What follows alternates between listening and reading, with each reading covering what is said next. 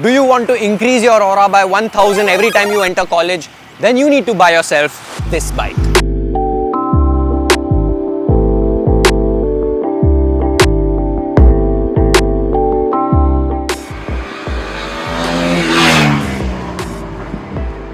This is the newly launched KTM Duke 160 and it's out to dethrone the king of the hill, the MT-15 and R15 from Yamaha. But can it actually do it? Well, it comes pretty close to it, but there is one thing that I need to tell you guys that no other brochure reader will tell you. Let's go.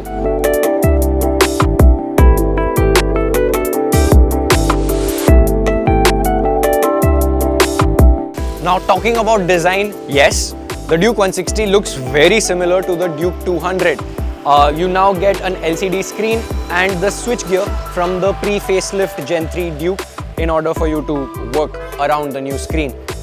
All in all, they have spoken a lot about form over function in the meeting that I've just come out of, and this bike is testament of it. They have shed around 12 kgs off of the motorcycle, which in bike jargon, that's very impressive. They've removed close to 5 kgs of unsprung mass, and they've also removed a kilo from the block.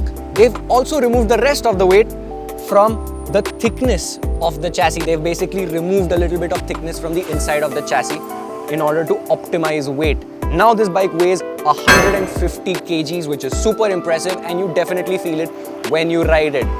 Form follows function is cool, but my problem is with execution. The panel gaps on this bike are insane. So there are two fangs, two tank shrouds. Both of them aren't aligned in the same manner, and where you put your key, the plastic bit that holds the tank, that is just not connected, which is really ugly to look at. Harsh words, but yes. And the sad part is that once you see it, you can't unsee it, and it's the first thing you see. So if you want this bike, don't look at how it's built, look at how it performs, because that's where it properly shines. Now time to talk about the reason why you should buy this bike, and that's because of the engine. This 164.22cc, 19 PS, 15.5 Newton meter single cylinder SOHC engine is very smooth at the bottom and at the top. I'm actually kind of sad that I'm not going to get to experience this engine on a track, because I really would like to see its full potential.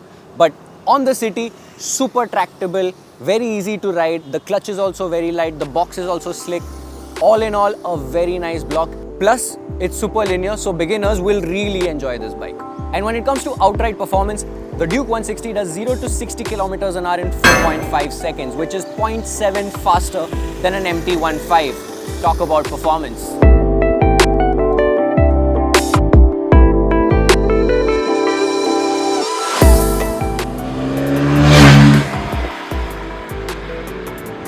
Swing your leg over the Duke 160, and if you've ridden the previous generation of Duke 200, it's very similar. In fact, it's as similar as it gets. But there are changes to the rider's dynamics. The rake has gotten sharper by half a degree, and the forks at the front have gotten shorter by 12 mm. However, the top of the triangle is the exact same. That's because they have raised the handlebar by a couple of mm through a handlebar riser right here. So if you are used to other Dukes, you'd be perfectly fine. And if this is your first bike, you're in a very relaxed position. So attacking corners, not a problem. And even when you're chilling in traffic, not a problem at all.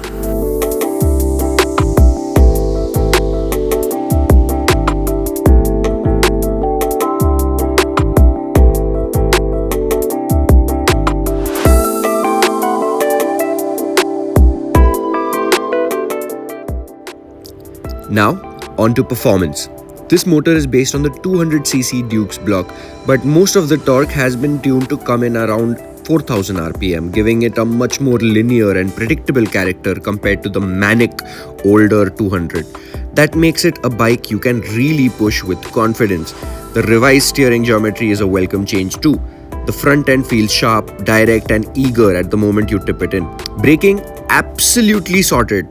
A 320mm front disc with braided lines might sound like overkill for a bike this size, but trust me, you will never complain about it. Just throw on a set of sintered pads and you're ready to hit the track.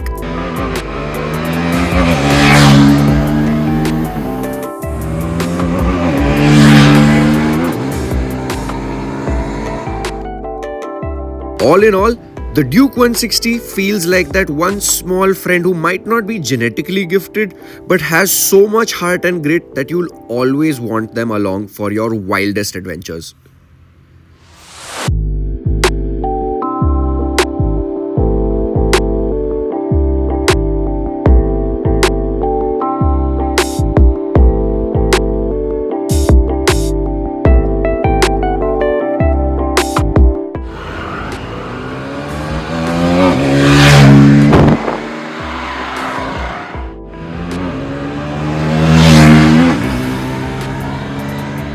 Final verdict, I really enjoyed the Duke 160. I can't think of a motorcycle that brings this much performance with these many rider aids of this caliber at this price point. 1.85 lakhs ex-showroom Delhi. That's not bad at all, considering that this could be the only bike you need to go to college and to go to a local go-kart track and polish your skills. The only question remaining in my head is, could the Duke 160 be the beginning of a new wave of non-Pautia motorcycle riding enthusiasts? Well, one could only hope. What are your thoughts on the Duke 160? Do let us know in the comments down below. It's been your boy Bhavneet. I'll see you guys in the next one. Peace.